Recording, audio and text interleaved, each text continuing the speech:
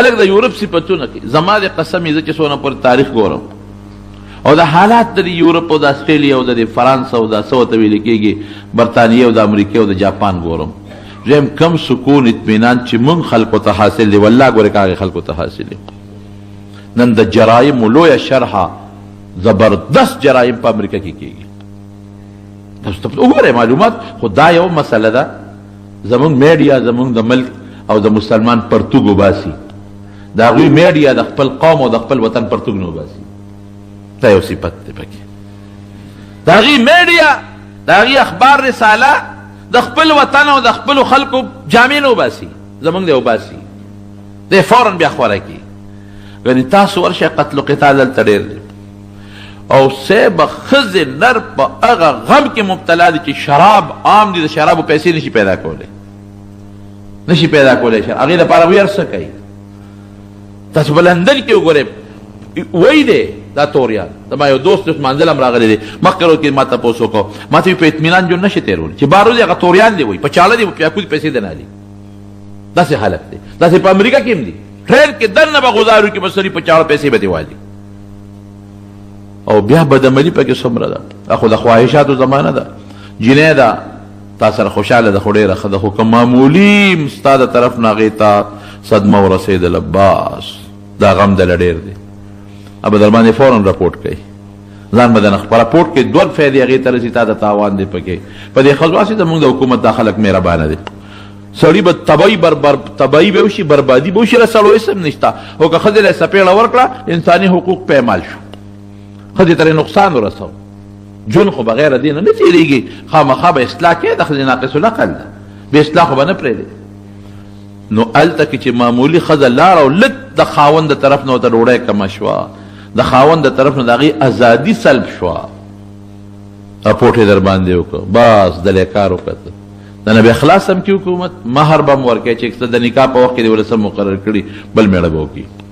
قسم مې دی د الله په ذاتي په دې جومات کې درته ناسم یو سړي ته خبره کوله، وی سړي ښځه دقسې د هغه په مخ کې ګنټې به ورته وشي او دا ښځه به فورا بار به سړي وځي پلان کې شته کور کې ولې به په منډه ولره څه چل دی بس دا مې دوست دی.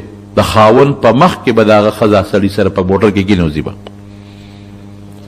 ضرور په مخ کې به د خور سړي سره موټر کې کېنوځي، به د پلار په مخ کې به لور سړي سره موټر کې کېنوځي، به د زوی په مخ کې به مور سړي سره موټر کې کېنوځي، به نشي ویلی چې دا ولې دی دا زما بوای فرینډ دی، هلک دوست مې دی. هلک وایي دا زما ګرل فرینډ دی، جنۍ دوسته مې ده. غږ نشي کولی، که دې ووایي چې ولې جیل نه به ځې. ښه تم کوه خپل ازادي دې کوه، ستا د هغې په ازادۍ کې څه دي؟ دا ژوند دی، دا اطمینان دی، دا سکون دی، دا چادر برداشت کولی شي؟ یو سړی ما ته داسې په طنز غوندې وایي یاره جینو دا په یورپ کې ازادي ده او اسلام دلته په مونږ ازادي بنده کړې ده. ما وی او یورپ کې به تا ته ازادي میلو شي، خو ګورې ښځې ته به دې هم ازادي میلاویږي. دا مو چې ما ته به ازادي او زما څه خوښي زه به کوم، تا ته به میلاو شي خو خور ته به دې میلاویږي، لور ته به دې میلاویږي، مور ته به دې میلاویږي، ښځې ته به دې میلاویږي. بس سترګې ښکته کړې. دا مو چې زه به ازاد ګرځم پردو جنکو پسې، ستا د کور جنکۍ به هم پردو هلکانو پسې ازادي ګرځي. اسلام چې کومه ښکلې معاشره مونږ لره کړې ده، زما د قسم په خدای کې دا بل ځای شته. ما د یو سړي په خپله وایي په یو خادی کې راته الله ګواه دی وایي وی جی زوی مې د ډېر زیات نافرمانه دی په لندن کې، ډېر نافرمانه دی، اوس عدالت کې ګیرې دوا ورته کوه. مې څه نه څه ګیر دی؟ وی ښځې پې رپورټ کړی دی.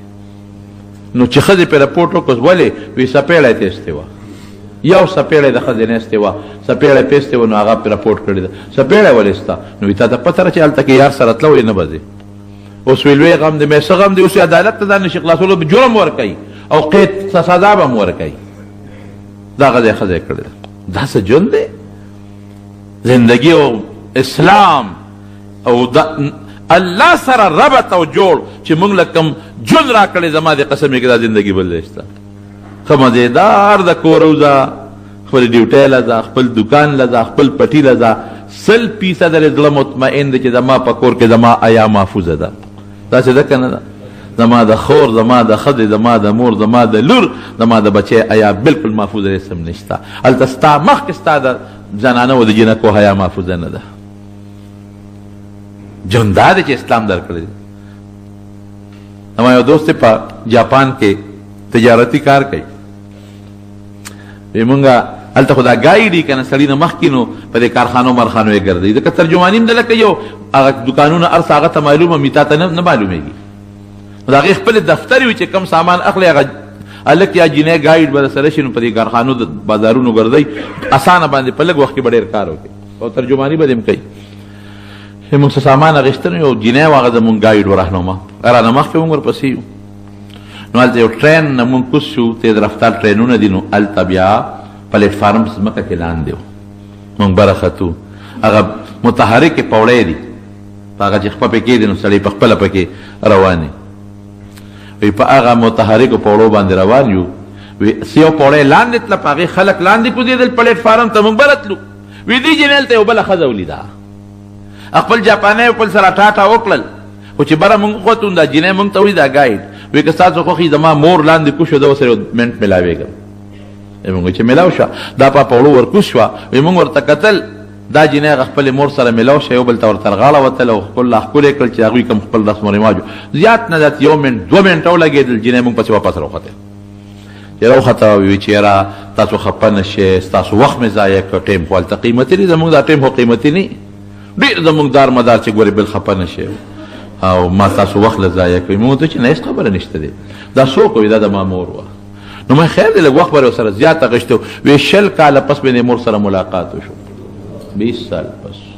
ودې پېژنده څنګه؟ وی په انټرنیټ یو بل وینو، په انټرنیټ یو بل سره ملاقات کوو، خو مخ په مخ 20 کاله پس ما دا مور ولیده. اوهو دا ولې؟ وی نه هغې سره دومره ټایم شته چې ما سره ملاقات وکړي، نه ما سره دومره چې هغې سره ملاقات وکړم. اوور ټایم کې خلک چلیږي، تپوس وکړي ما ته پته ده. اوور ټایم کې 8 غنټې ډیوټي ده، په هغې کار نه کېږي، دومره ورته شراب او د خوردونو سامان ګران دی چې په هغه خپله ډیوټۍ مزدورۍ کار نه کېږي، لازما به 8 غنټې اوور ټایم کوي، 6 غنټې به کوي، 5 غنټې به کوي. دا ژوند دی. او بیا څه؟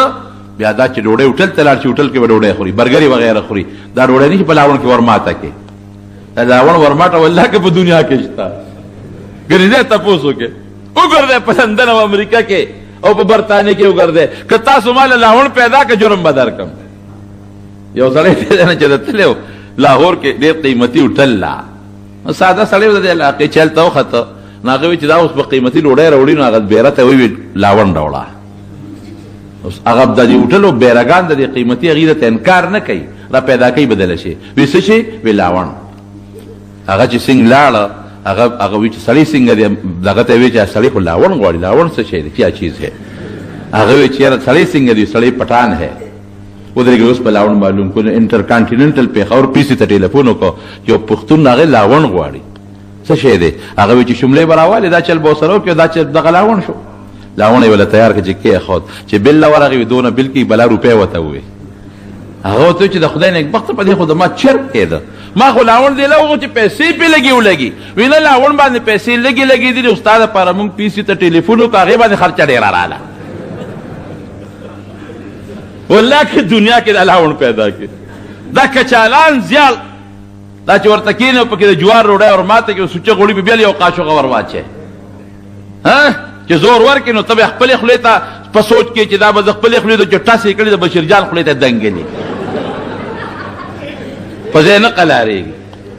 دا والله که دا د لاوڼ او د کچالانو او دا خپې دې ورته راماتې کړي، که دا دې په دنیا کې دا رزق پیدا کړو، نه شي پیدا کولی. تا ته ګوره حقیقت وایم، چې 4-5 بچي د سره ناست دي شکور ته، او یو ځای ماشوم د پوز هم پاکوي او هغه سره ډوډۍ هم خورې، او تا ته بابا بابا کوي. والله که د بابا دا لفظ په دنیا کې پیدا کړي، دا اسلام کې دی. هغه ما ته وایي چې ما سره جاپاني راغی دلته، وی دلته کې خلک ځای په ځای ناست وو، په حجرو کې ډډې لګولې وې، خندا خوندي وه، ګپې شپې، او بیا هم ډوډۍ راویستله او په یو ځای مو خوړله، او بازارونو کې وي چې دا خلک روغ دي که لیونیان؟ نه دا خو الحمد وی دي څه کار قصب نه کوي، دي خوري څه؟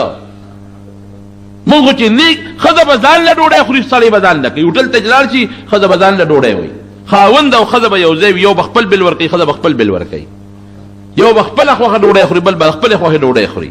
فلیټونو کې به اوسېږي بچی چې ته لږ معمولي دغه شو بس هغه ځان د خپل سیسټم بچلی دلته کې شته ځکه نه ښځه خو ته پې ډوډۍ وخوره بیل خپل ورکه نو کیړی ته بیا سوچ کوه چې ملا باندې بیا ځان له ښه مضبوطه تولیه تړه چې ښځې ته خپل بیل ورکه یا چې جوړه راوړې او ښځې ته ویې راکړه که نه پیسې جوړه مې دله راوړه ښه زه پیسې درکړم چې دې نه شم کولی څه دپاره دې کولم هلته به ښځه خپل بیل ورکوي سړی به خپل ورکوي ښځه به ځان له خپلې سپلی لي سړی به خپله سپلی اخلي ښځه به ځان له خپله جوړه لي سړی به خپله جوړه اخلي او نه یو ځای ډوډۍ شته او نه ټیم شته چې یو بل سره یو ځای کښېني دلته خو بېغمه صاحبه په حجرو کې ناست دي بالښتونو ته ډډې والي دي او پردي غیبتونو باندې سر دي او جومات کې کېلي او بس جومات کې به راته وشي صاحبه پردي غیبتونو باندې سر دي ګپې دي او شپې دي او په حجرو کې وګور دا زمونږ د خلکو دا په ښادو کې ودونو او په دې غمونو کې چې یو ځای کېږو والله که دنیا کې دا سیسټم پیدا کړي دا څومره د اطمینان او دې نه مخکې اوس خو لا حجرو ته غټ غټ دیوالونه دې نه مخکې حجرو ته دیوالونه هم نو